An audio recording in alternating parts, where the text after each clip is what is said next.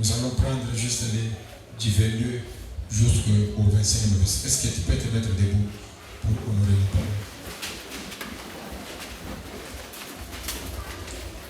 J'étais en train de dire, bon, soyez là. J'étais en train de dire, Acte chapitre 27. Du 22 au 25e. Nous lisons la parole avec joie au nom de Jésus. Maintenant, je vous exhorte à prendre courage, car aucun de vous ne périra. Pourquoi tu n'as pas dit Amen? Amen. Et il n'y aura de perte que celle du navire. Un ange de Dieu à qui j'appartiens et que je sers m'est apparu cette nuit. Et m'a dit, Paul, ne crains point. Ça c'est très important. Il faut que tu comparaisses devant César. Et voici, Dieu t'a donné tout ce qui navigue avec toi. C'est pourquoi, ô homme, rassurez-vous, car j'ai cette confiance en Dieu qu'il en sera comme il m'a été dit. Parole du Seigneur.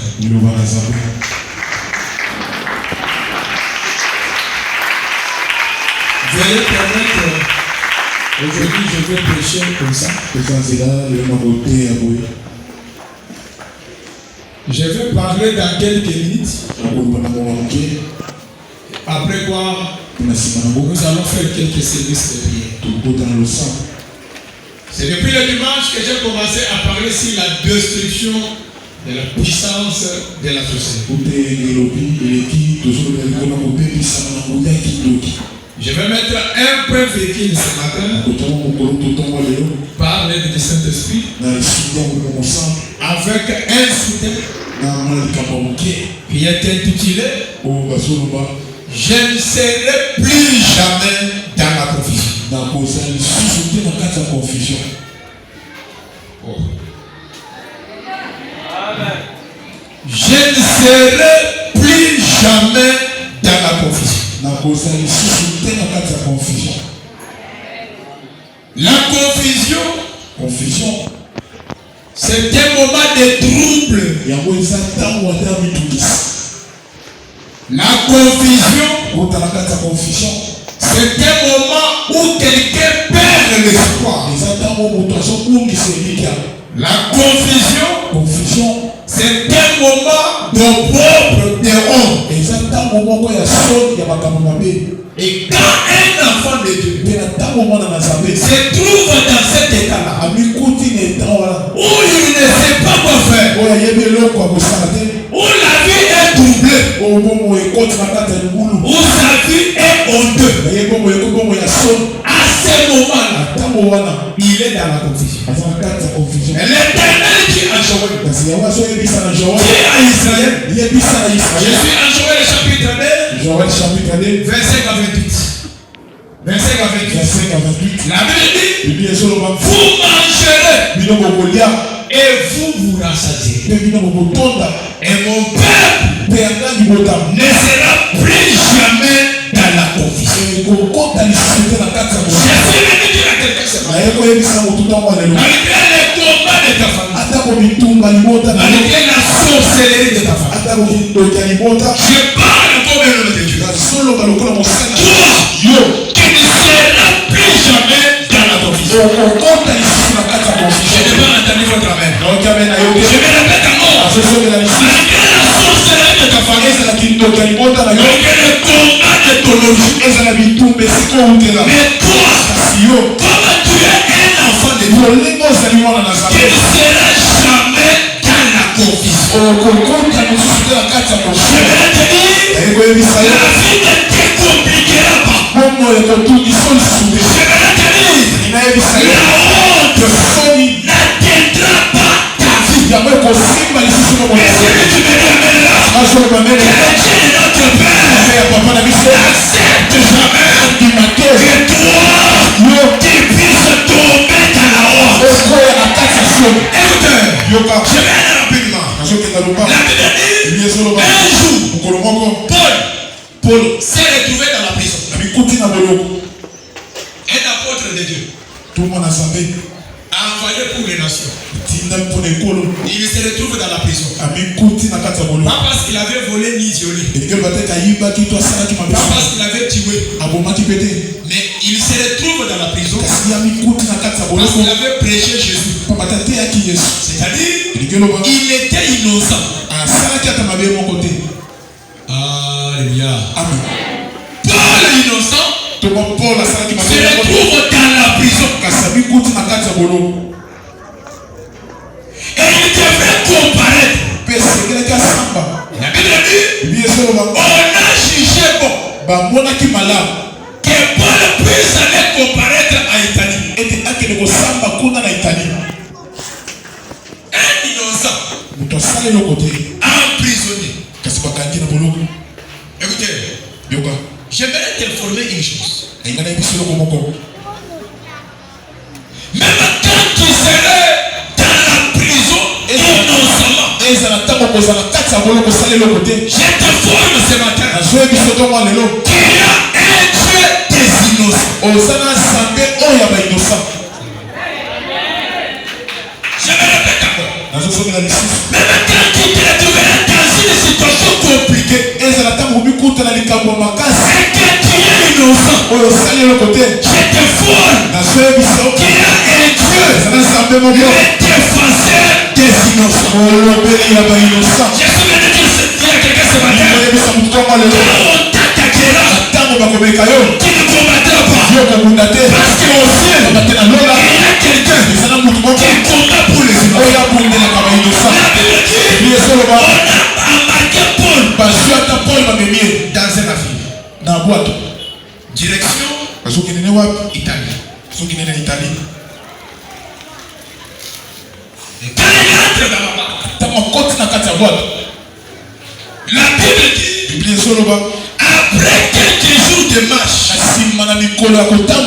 après quelques jours de marche, Paul fait un constat que notre navire ne marche pas comme il faut. Écoutez, un homme intelligent, un homme spirituel, c'est celui qui fait le constat de l'actualité de sa vie. À chaque jour, il fait l'évolution de sa vie.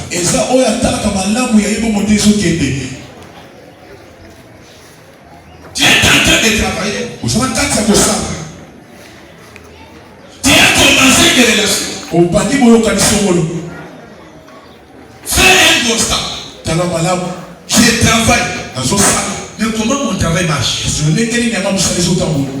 Alléluia. Depuis que je suis avec cet homme, depuis que je suis avec cette femme, comment ma vie est en train de marcher? Ne soyez pas avec. Ne marchez pas comme les affaires. Et il est temps de constater qu'est-ce qui ne va pas dans ta vie. Le problème, ce n'est pas le travail. Le but, c'est de constater est-ce que ton travail marche convenablement. Tu es serviteur ici. Est-ce que tu fais le constat comment l'église est en train de fonctionner? Quel est le département qui ne marche pas bien? Paul les a parlé. Mes frères, j'ai fait un constat que notre navire ne marche pas comme il faut. Mais la Bible dit, ces gens n'ont pas écouté Paul. Ils ont continué à marcher. Après un certain moment, il s'est soufflé un petit vent. Il y a oh, il y a un voisin. Si même le Bogo dit que c'est un voisin. Il peut me dire que c'est un dans leur marche, la Bible dit, il s'est levé un vent léger. Attention, le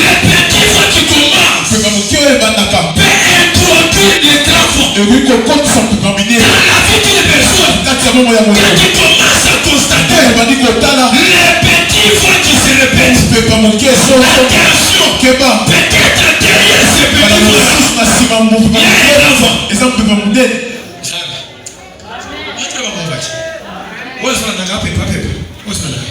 Écoutez, attention, keba lorsque tu vas comprendre ma camp, il y a des qui sont là. Vous savez combien d'un coup, côté évêque, d'un coup, il y a un bon, d'un coup, on va nous faire ce mois, d'un coup, il va le petit bruit. Attention, mon pépé, il y a mon Dieu, on s'en monole. Et pour qui cause les autres annoncer, mon pépé, il y a mon aide. Beaucoup de gens, bato ebele ils négligent les petits voix. bazosundola mpepe Oh, soka derrière les petits voix, na nsima mpepe moke wana il peut y avoir les grands voix. koza mpepe moko monene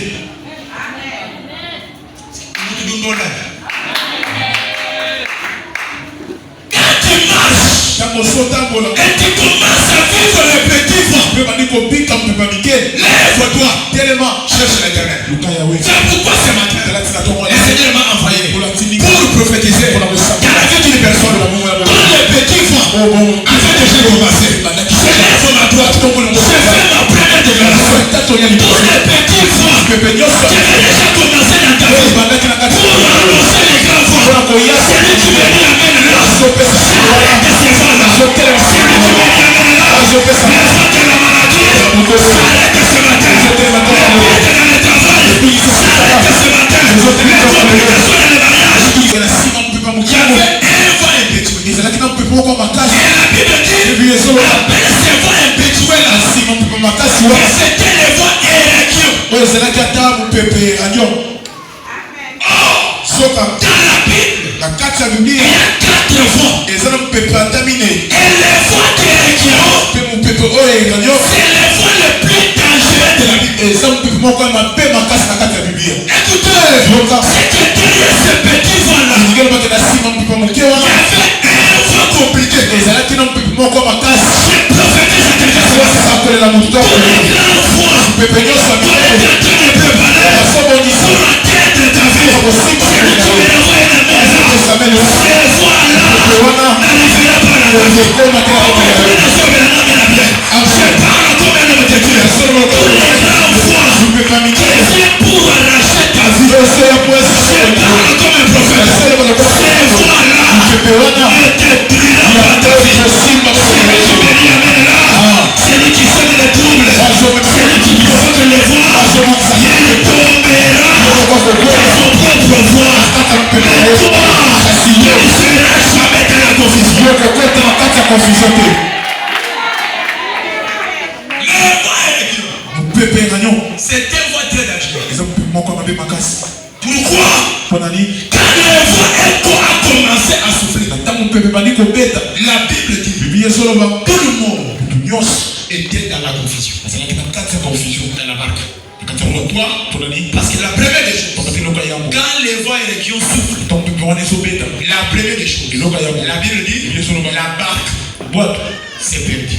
ebuki Même les pilotes ezala ta mokumbu n'avaient pas la maîtrise comment diriger encore la barque. ayebaki te lolenge nini atambwisa lisusu bwato La première des choses, eloko ya yango les voix éregions, mopepe oyo lorsqu'ils soufflent dans la vie d'une personne, ntango ezobeta na kati la ya première des choses, eloko ya yango il va défreiner la marche. yango ekolembisa ata kotambola na yo okende liboso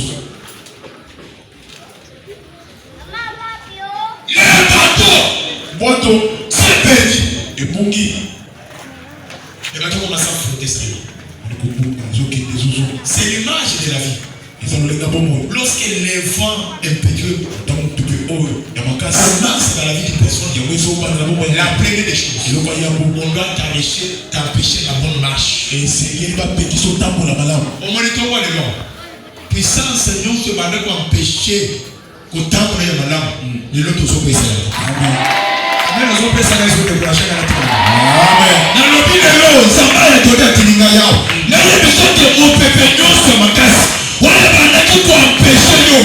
Il y a qui ont tête à la société. Il y a qui ont avancé la société. Il y a qui ont avancé la société. On est le bien, mais on connaît avancé.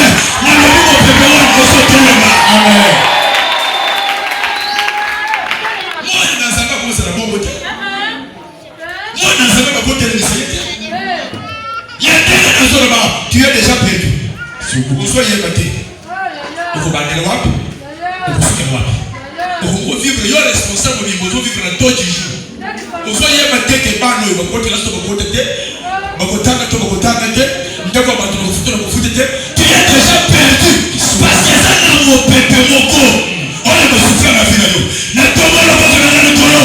Tous les fois contraires qui s'empêchent la bonne marche.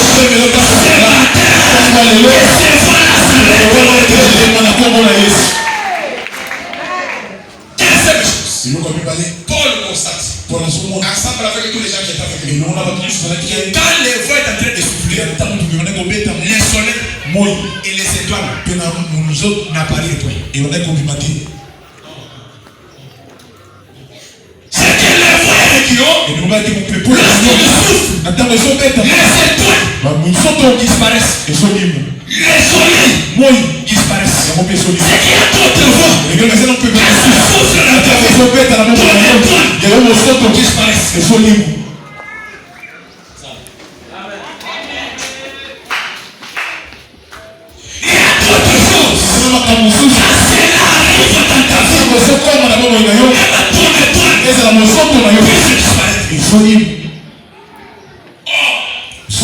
Est-ce que tu connais le travail de l'État?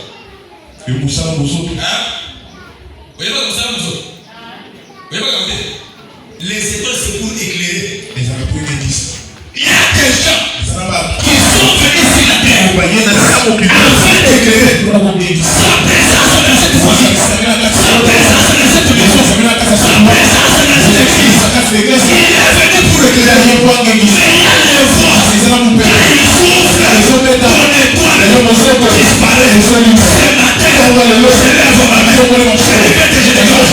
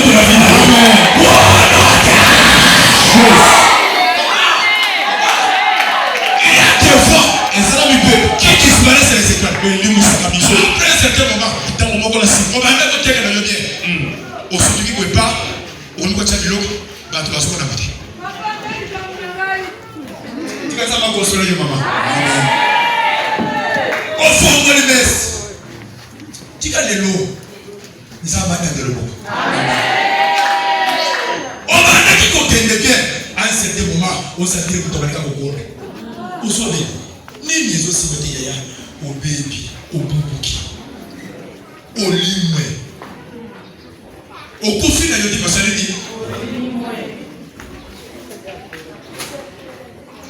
Zamba ya papa di ata na loboko likolo ya funa yo olobia na bo okoli mote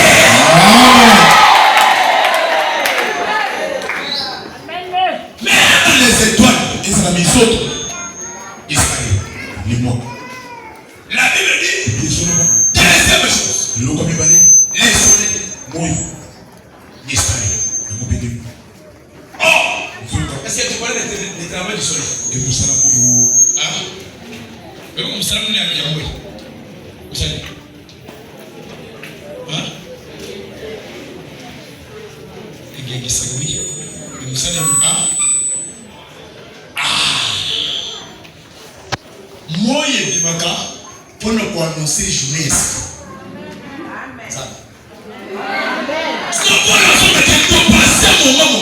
À peu près 14 jours, na kati na confusion, tozoya bate mokolo ya sika.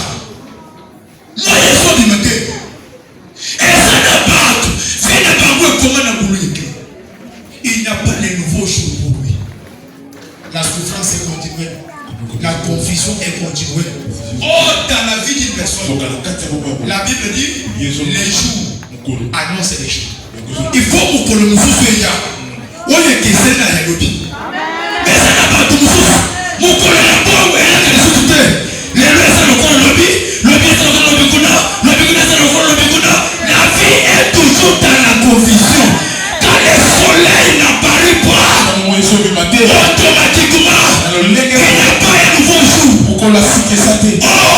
quand on est en train de briller là ce matin, il y a les gens pour les nouveaux jours. C'est annoncé. C'est ce matin, on a marié. C'est ce matin, on est venu pour la doter. C'est ce matin, on a annoncé que tu vas commencer le travail. C'est ce matin, on a annoncé que ton visa est sorti. C'est ce matin, on a reçu la grossesse. C'est-à-dire, le nouveau jour est commencé. Lève ma droite. C'est pas le gouvernement. C'est ta prière. Le nouveau jour commence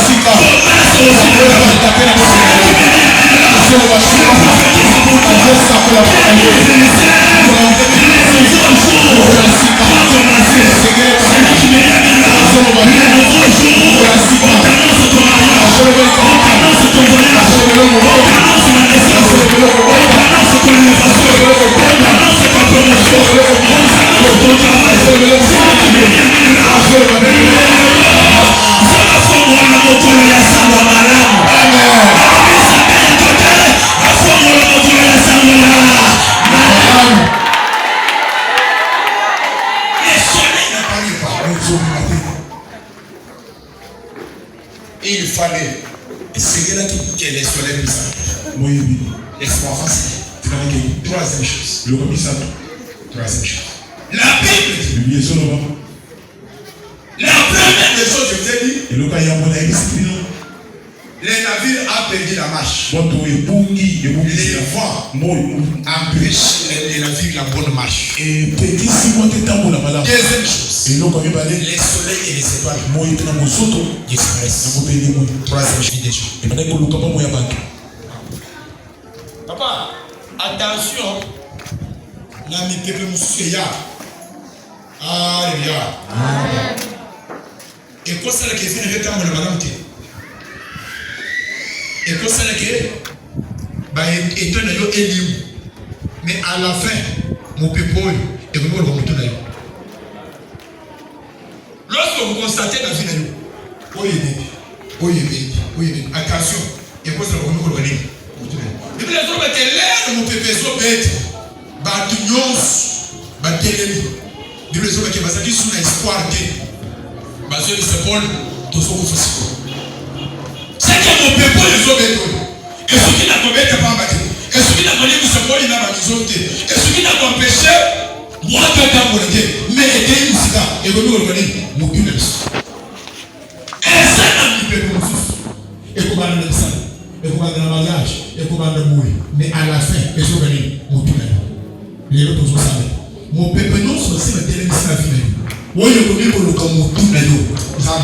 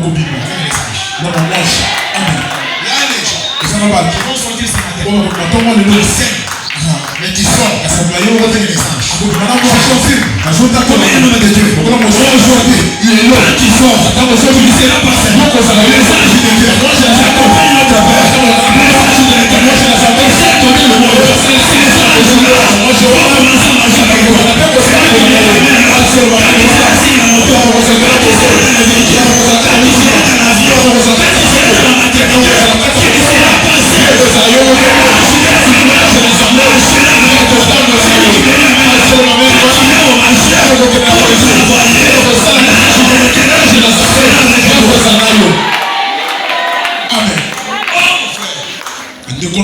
Je vous exhorte. Ne vous doublez pas. Vous ne serez pas dans la confusion.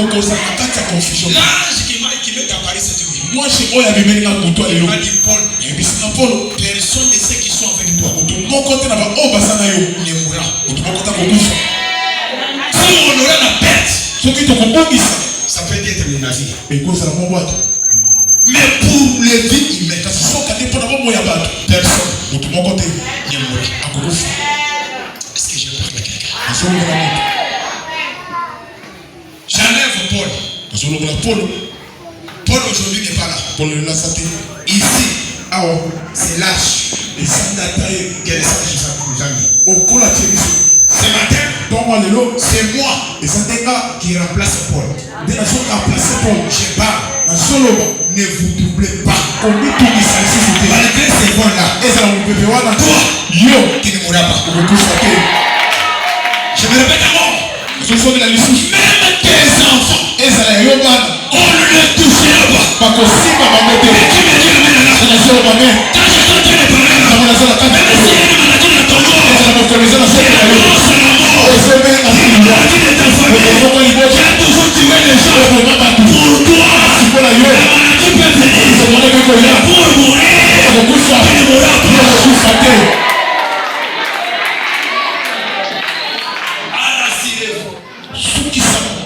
Quelle personne de mon côté ne mourra. Voilà.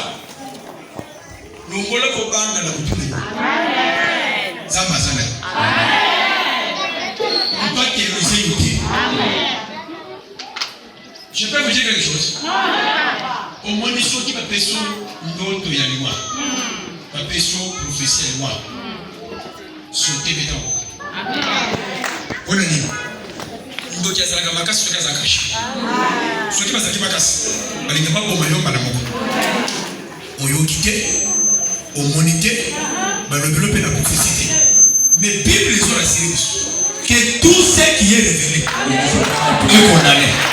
Asakoli mpona yo soki na mbula oyo basi bapesi yo message yake ozokufela mwana en tant qu'un homme de Dieu lelo balongoli lubawa. Amen.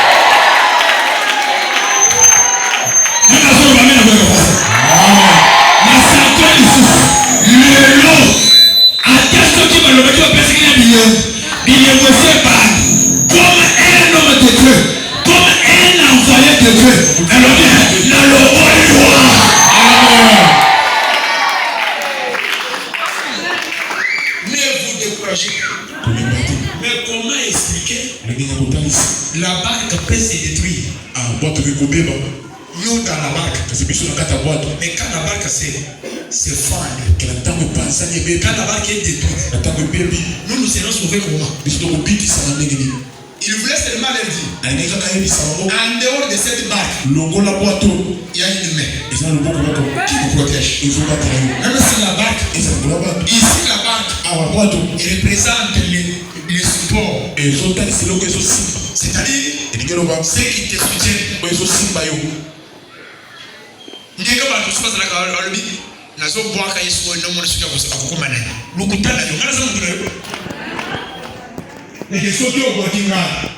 Na kofi na si na limwe lukuta nzambe azape nzambe oyo lokota ba okasana ka nzambe alokota yo. C'est pourquoi dans la vie même c'est comme tu peux avoir des problèmes avec moi mais quand c'est quelque chose na kamona yo merci c'est bon c'est pas ça ba amen ali yake bosana mninga mungu yeye neti mninga ba tina yeye. Tu peux me répondre, métier. Ce qu'on va dire, essayez. On va me payer estomac et son matin. Faut-il nous dire pourquoi accueillir? C'est que ça nous chose. Amen. Naloba. Au moins dans la vie, c'est quoi que c'est le jour? Mais on a ça pour quand les enfants. Quand les enfants. Moi ça pour y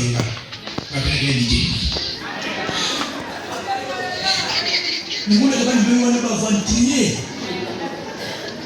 Nous Mobali, oui, ça m'a dit, je crois que vous dites que vous commencez. Mais si vous avez appelé, vous allez oui. Si vous avez appelé, vous allez oui. La change de peu. Pour moi, vous avez dit, vous avez dit. Vous pouvez. Frère, ce que vous moi ça vous y a vie. Comme ça. À la place à vous maillot. À décider ça ni. Faut comme on moi c'est deuxième chose. Faut comme on moi ça du dessus à vous dire. Bien les filles, il va y avoir des jours là. Et ben déjà depuis. Amen. Au mina ndabu.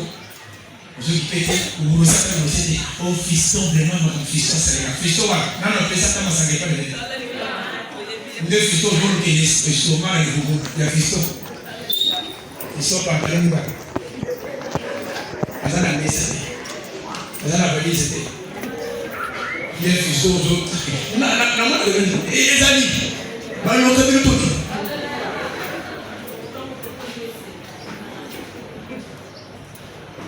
Somo suna ngombe na isa akira umuliza. Sukina na kwa na fufu neti soba fufu. Debu. Suna na fungo. Na yeye kama tivi talo na mimi na lani kuni. Wewe sasa.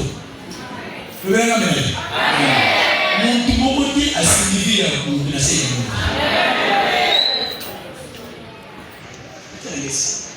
Vous savez que vous pouvez se tomber haut, la somme on dirait, nous allons faire 50 000, nous allons faire 50 000, et il y a mille. Les dieux, nous allons faire 50 000 à l'église. Je pense qu'on va faire 50 000 à l'église, et c'est tout. Ya. So, vous dites, vous allez faire une femme, vous allez faire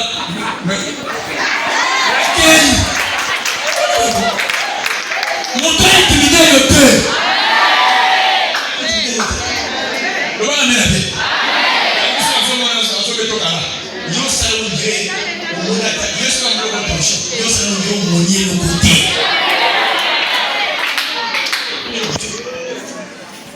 Voilà que vous qui compensez. Mais bien vous savez, vous faites. Faut qu'il voit qu'il croit en moi ils ont pensé. Ça va se battre là-bas. Kakayo.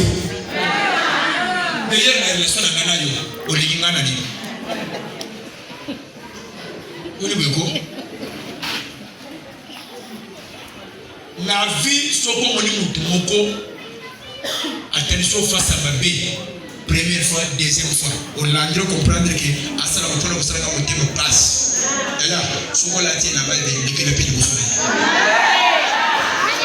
On passe par tout un segment polémique, oui. Par exemple, à Toulouse, ce que tu hier, Malika, au mouvement, on a fait le yoga. Il faut pas le pousser au bas. Si on y a eu une personne à Miss Valley, une personne à Bogo Villa, ça va vous dire. Une pour côté, on a peu de côté. Attendez, on a la côté, la côté. C'est pas comme ça. On dit ça pour monter. Tu vas mettre dans ça. Tu vas mettre l'église. Je vais m'arrêter par ici. Mon peuple ne sera jamais dans la prophétie. Je suis venu t'exhorter ce matin pour te dire, malgré tout ce que tu vois là, l'Éternel est avec toi. Tu ne seras jamais dans la prophétie. Ce matin, que Dieu bénisse notre église. Que Dieu bénisse les sénateurs. Que Dieu bénisse les papas. Que Dieu bénisse les mamans. Que Dieu bénisse les chambres. Que Dieu bénisse les protocoles. Que Dieu bénisse nos enfants. Que Dieu bénisse notre travail. C'est la parole de ce matin.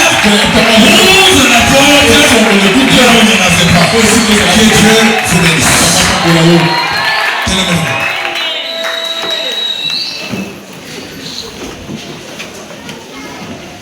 Nasama, 3 sujets de prière.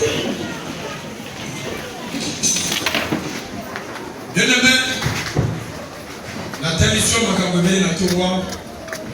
Ce que tu peux retenir et que le combat est réel, mais nous nous sommes presque la guerre. Bartumalam, va se toucher le combat.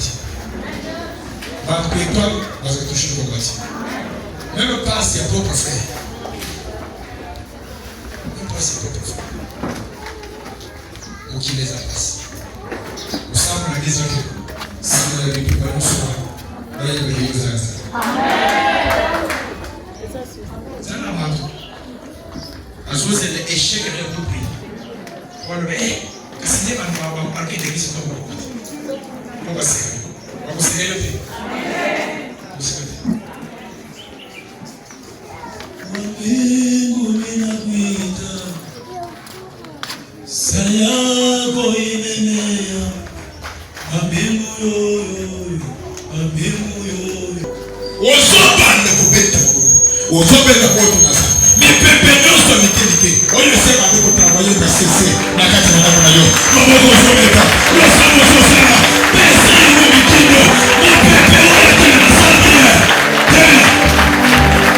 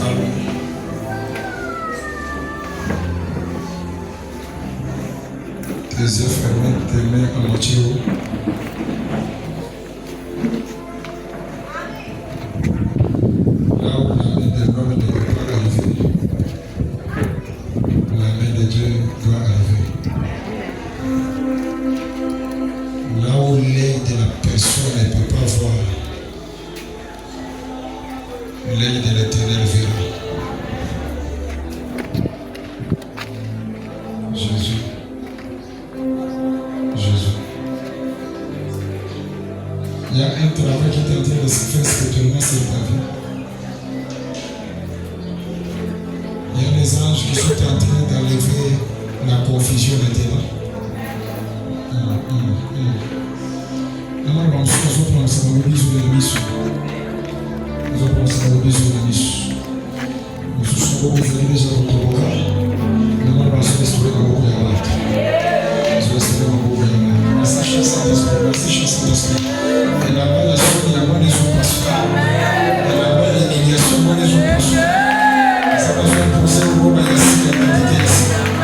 Meu Dieu de la paix, meu Dieu de la droite.